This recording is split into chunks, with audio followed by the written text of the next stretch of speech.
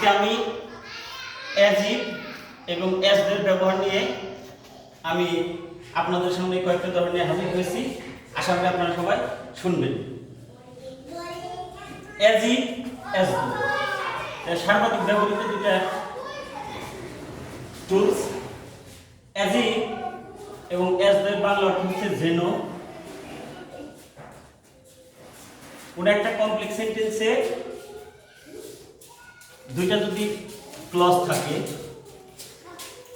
তাহলে as if as ডুর পরে যদি বিবার পাশে, সাবজেক্টের পরে বিবার পাশে, তাহলে সকল ক্ষেত্রেই অয়ার হবে, সকল ক্ষেত্রেই অয়ার হবে। আবার বলি, অ্যাজ ইফ অ্যাজ ডুর পরে এই প্রথম ক্লজ, প্রিন্সিপাল ক্লজ যে টেন্সই থাকুক না কেন, অ্যাজ ইফ অ্যাজ ডুর পরে যদি ব্র্যাকেটে বিবার থাকে তাহলে সর্বক্ষেত্রেই আমার উত্তর কি হবে?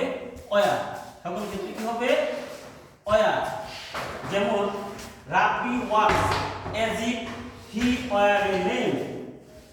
রাব্বি এমন ভাবে হাঁটতেছে যেন সে খোঁড়া। ঠিক একইভাবে আরেকটা দেখি আমরা, Roni talk as though he be a child. এখানে পাস্ট টেন্স আছে কিন্তু এখানে অ্যাজ দো আছে, সাবজেক্টের পরে যেহেতু বিবার পারছে তাহলে আমার চোখ বন্ধ করে এখানে কি হবে? অয়ার হবে। এখানে কি হবে? অয়ার। কি? Roni talk as though he were a child. Roni এমন ভাবে কথা বলছে সেজন্য একটা শিশু।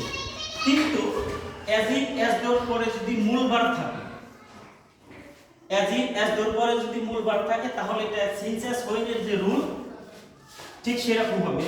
অ্যাজ ইফ এর পূর্বের অংশ যদি আমার প্রেজেন্ট টেন্স থাকে তাহলে এখানে হবে past indefinite.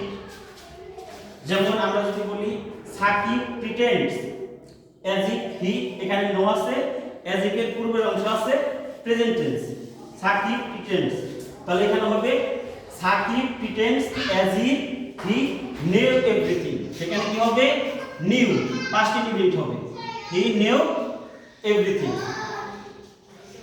As if as এর পূর্বের অংশ যদি আমার পাস্ট থাকে তাহলে এখানে হবে পাস্ট পারফেক্ট, সাবজেক্টের পরে হবে পাস্ট পারফেক্ট। সাজিদ শাউটেড এমন ভাবে চিন্তা করব, as if he take the sun in hand. সে হাতে সূর্য পেয়েছে, তাহলে যেহেতু অ্যাজ ইফ এর পূর্বের অংশে পাস্ট ইনডিফিনিট আছে তাহলে এখানে হবে পাস্ট পারফেক্ট। আমরা জানি পাস্ট পারফেক্টে সাবজেক্ট অক্সিলারি ভার্ব হ্যাড আসে, হ্যাড টেকের পাস্ট পার্টিসিপল ফর্ম টেকেন, তাহলে এখানে হবে Sajid shouted as if he had taken the sun in hand. Sajid এমন ভাবে চিৎকার করলো সে যেন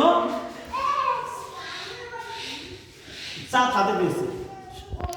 থ্যাঙ্কস ফর ওয়াচিং। ধন্যবাদ সবাই।